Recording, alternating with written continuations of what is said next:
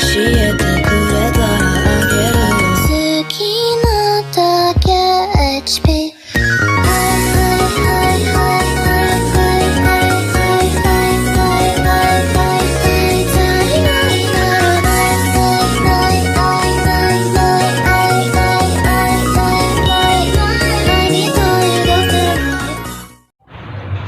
Assalamualaikum warahmatullahi wabarakatuh. Perkenalkan, nama saya Suri Lestari Boru Purba. Di sini saya akan menjelaskan tentang pengertian hak asasi manusia. HAM atau hak asasi manusia adalah hak yang melekat pada diri setiap manusia sejak awal dilahirkan, berlaku seumur hidup dan tidak dapat diganggu-gugat siapapun. Menurut pasal 1 Undang-Undang Nomor 39 Tahun 1999 tentang HAM dan Undang-Undang Nomor 26 Tahun 2000 tentang Pengadilan HAM, hak asasi manusia atau HAM adalah seperangkat hak yang melekat pada hakikat dan keberadaan manusia sebagai makhluk Tuhan yang kuasa dan merupakan anugerahnya yang wajib dihormati, dijunjung tinggi, dan dilindungi oleh negara, hukum, pemerintah, dan setiap orang. Demi kehormatan serta perlindungan harkat dan martabat manusia. Ruang lingkup HAM. 1. Hak asasi pribadi atau personal right. Misalnya, hak kemerdekaan memeluk agama dan beribadah menurut agamanya, menyatakan pendapat dan kebebasan berorganisasi, berpartai, dan kebebasan bergerak. 2. Hak asasi dari segi ekonomi atau hak milik, property right, ialah hak dan kebebasan untuk memiliki sesuatu, hak membeli dan menjual sesuatu serta memanfaatkannya, hak mengadakan suatu perjanjian atau kontrak. 3. Hak asasi untuk mendapatkan pengayoman dan perlakuan yang sama dalam keadilan hukum dan pemerintahan. Hak ini disebut hak persatuan hukum atau right of legal equality. 4. Hak asasi politik atau political right yang berwujud dan hak untuk diakui dalam kedudukan sebagai warga negara sederajat, yaitu hak untuk ikut serta dalam pemerintahan, hak pilih atau dipilih dan memilih dalam pemilu, dan hak untuk mendirikan partai politik. 5. Hak asasi untuk mendapatkan perlakuan yang sama dalam hukum dan pemerintahan, right of legal equality. 6. Hak asasi sosial, sesuatu serta memanfaatkannya, hak mengadakan suatu perjanjian atau kontrak. 3. Hak asasi untuk mendapatkan pengayoman dan perlakuan yang sama dalam keadilan hukum dan pemerintahan. Hak ini disebut hak persatuan hukum atau right of legal equality. 4.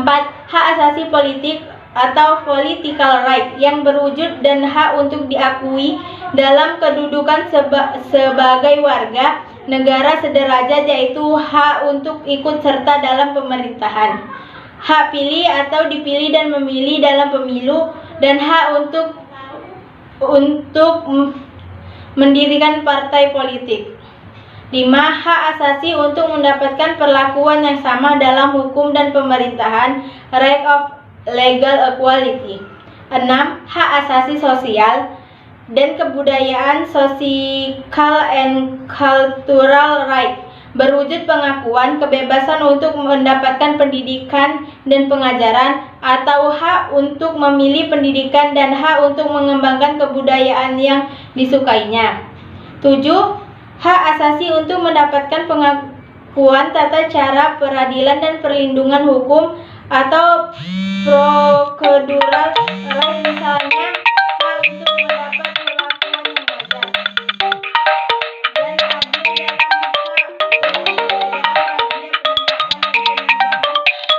adil dalam pembelahan hukum. Oke, sampai di sini saja.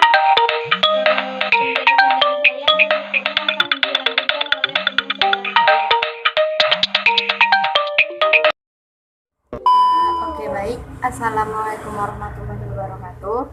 Nama saya Rizky Mutia Anissa. Di sini saya akan melanjutkan tentang ruang lingkup HAM, poin-poin yang udah dijelaskan sebelumnya. Jadi ada yang keempat, hak asasi politik atau politic right, yang berwujud hak untuk diakui dalam kedudukan sebagai warga negara sederajat, yaitu hak untuk ikut serta dalam pemerintahan, hak pilih, dipilih dan memilih dalam pemilu, dan hak untuk mendirikan partai politik.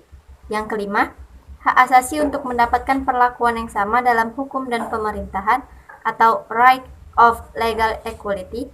Yang keenam, hak asasi sosial dan kebudayaan atau social and cultural right, berwujud pengakuan kebebasan untuk mendapat pendidikan dan pengajaran atau hak untuk memilih pendidikan dan hak untuk mengembangkan kebudayaan yang disukainya.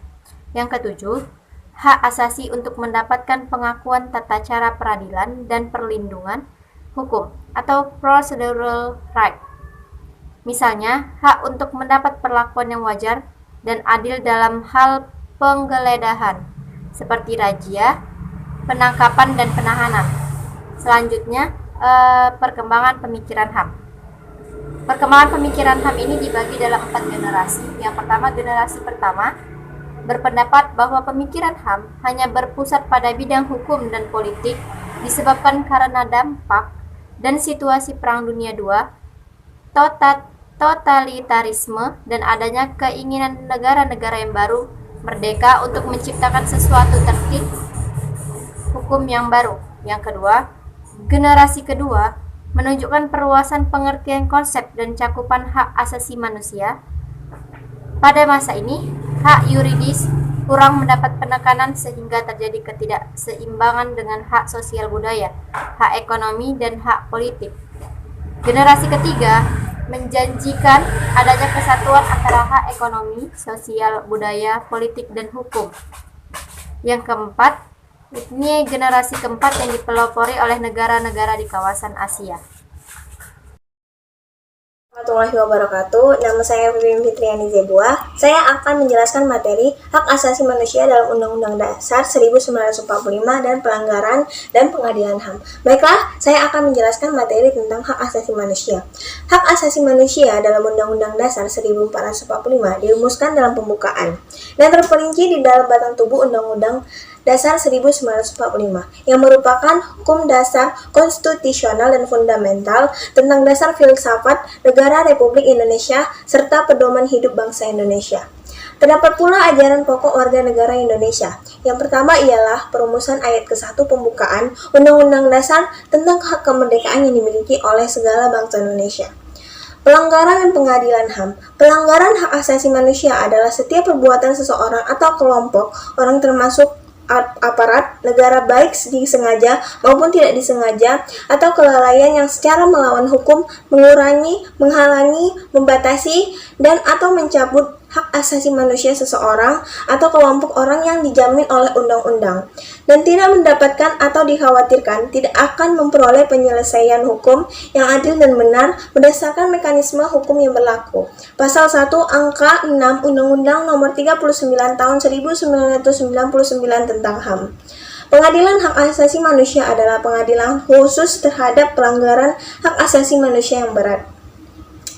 Pengadilan HAM meliputi 1. Kejahatan genosida, sama dengan kejahatan yang dilakukan dengan maksud untuk menghancurkan atau memusnahkan seluruh atau sebagian kelompok bangsa, ras, kelompok etnis, kelompok agama, dengan cara membunuh anggota kelompok dengan cara yang dapat mengakibatkan penderitaan fisik atau mental. 2. Kejahatan terhadap kemanusiaan. Terima kasih.